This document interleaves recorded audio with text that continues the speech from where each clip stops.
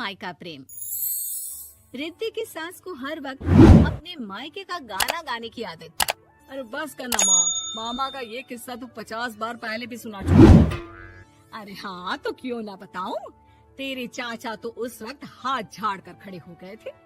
तब मामा ही था तेरा जो आगे आया और मदद की। देखो अब ठीक है ना, जो हो गया सो हो गया। क्यों एक बात को हमेशा गाती रहती हो।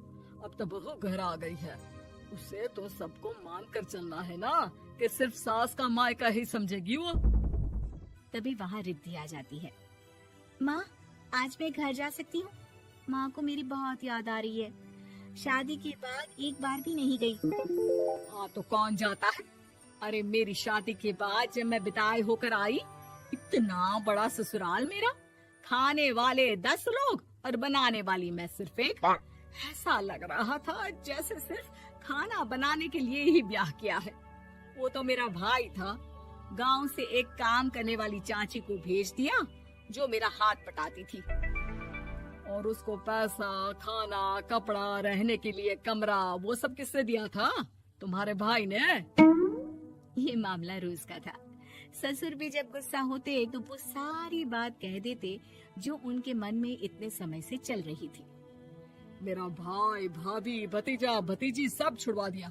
मैंने जीवन भर सिर्फ तुम्हारे परिवार वालों से निभाया, लेकिन अब भी चैन नहीं है तुमको। बहू के सामने सास को लगा कि उसकी बेइज्जती हो रही है। अब सुन बहू, अपने कमरे में जा, कहीं नहीं जाना मायके वायके। घर का काम कौन करेगा? पड़ोसन। बहू समझ जाती है मामला गर्म चल रहा है। कमरे में जाने में ही भलाई है। कमरे में क्या है? तुम्हारी माँ हर वक्त चिक चिक चिक चिक करती रहती है। कल ताई मिली थी तुम्हारी मुझे, लेकिन मजाल है सासू माँ की उन्होंने एक बुराई की हो, लेकिन सासू माँ हाँ, जब देखो तब ससुराल के लोगों की बुराई करती रहती है। बेचारे पापा जी कितना मिस करते हैं अपने घर वालों को। मेरा तो बड़ा मन करता है कि ताऊ जी, चाचा जी और सब मिलकर रहे, ना साथ रहे लेकिन आना जाना तो ठीक से रखिए। हिंदुस्तान और पाकिस्तान एक हो सकता है, लेकिन चाचा और ताऊ के परिवार के साथ हम लोगों का मिलन ना जी ना, कभी नहीं हो सकता। ये बात है। देखिए मेरे साथ ना ज्यादा चैलेंज मत करिएगा। ऐसा कोई काम नहीं है जो मैं नहीं कर सकती। ससुर जी जो कि बहू की बात सुन रहे थे सामने आ जाते हैं। अरे बेटा, तू ये कर सकती है तो प्लीज मेरा परिवार किसी तरह मुझसे मिलवा दे। सारी जवानी तो मैंने किसी तरह काट ली, लेकिन जीवन के इस पड़ाव पर बहुत याद आती है मेरे परिवार की। हाँ हाँ पिताजी, आप चिंता मत करिए, बस मेरा साथ देते रहिए आप दोनों। फिर देखिए कैसे माँ जी भी ठीक हो जाएंगी और पूरा परिवार भी एक हो जाएगा। थोड़ी देर बाद बहू सामान लेकर घर से निकल रही होती है कि मना किया था ना तुझे मायके जाने के लिए, फिर क्यों जा रही है? बहू कुछ कहती इससे पहले ही बेटा बोलने लगता है।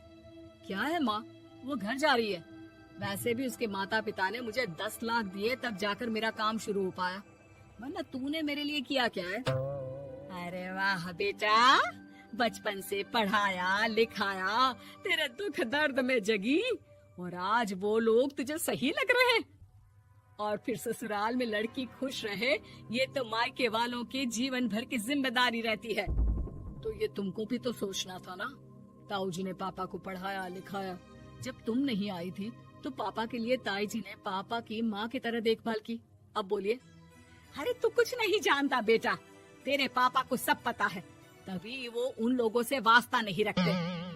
मैं उन लोगों को जानता हूँ, लेकिन मैं तुम्हें नहीं जानता कि तुम्हारे मन के लायक काम नहीं हुआ तो तुम घर की शांति बर्बाद कर दोगी। सास जोर जोर से चिल्लाने लगती है। तभी वहाँ सास का भाई आ जाता है। अरे क्यों आप लोग मेरी बहन को परेशान करते रहते हैं? पहले ये जीजा कम थे, जब बहू भी आ गई। बहन, मैंने तो 30 साल पहले ही बोला था, अपना हिस्सा ले और छोड़ इन लोगों को, चल अपने साथ।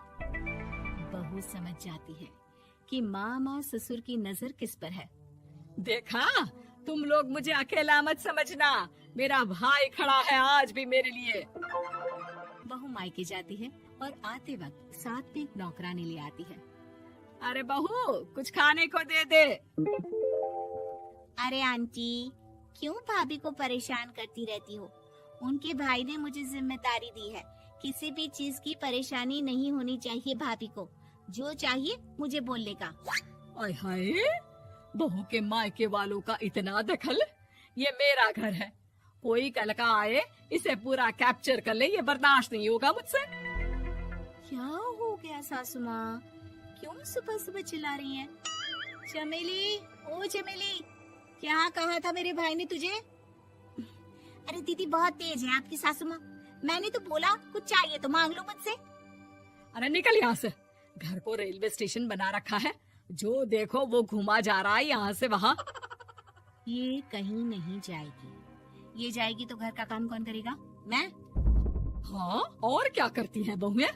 घर का काम ही तो करती हैं, इसमें नया क्या है? तभी वहाँ ससुर जी आ जाते हैं। हाँ, तो यही बात तो तुम्हें भी समझनी चाहिए थी ना। आज बहू के मायके से नौकर आ गया तो तुम्हें बुरा लग रहा है? अरे तो उस वक्त गर्मा गर्म खाना तो सबने खाया ना। ऐसा तो नहीं है कि मेरे मायके का नौकर था तो सिर्फ मेरे लिए बनाता था। अरे निकालो इसे, फिलहाल बाद में बात करती हूँ। सास का गुस्सा जोर से नौकरानी पर फूटता है। तभी वहाँ बेटा सामान के साथ आकर खड़ा हो जाता है। चलो रिद्धी, तुम ठीक बोलती हो।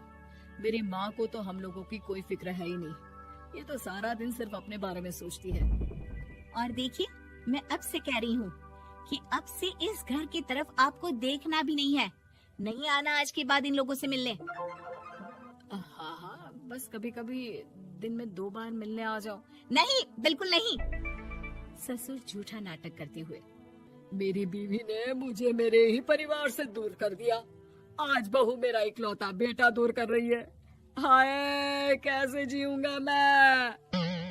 वाह, वो भाई जो आपको बेटे की तरह मानता था, उन्हें छोड़ने में तो दुख नहीं हुआ। आज खुद का बेटा छोड़कर जा रहा है तो कैसे जीऊंगा? बढ़िया है। अब सास समझ चुकी थी कि उससे गलती क्या हुई है। मुझे माफ कर दे बहू। अब मेरी समझ में आ गया कि अपनों से दूर कर बीवियां पति का भला नहीं बल्कि उन्हें जीवन में अकेला कर रही है। मुझे माफ कर दे, मैं अब सबसे माफी मांग लूंगी। ससुर जी दूर से बहू को थम्स अप दिखाते हैं।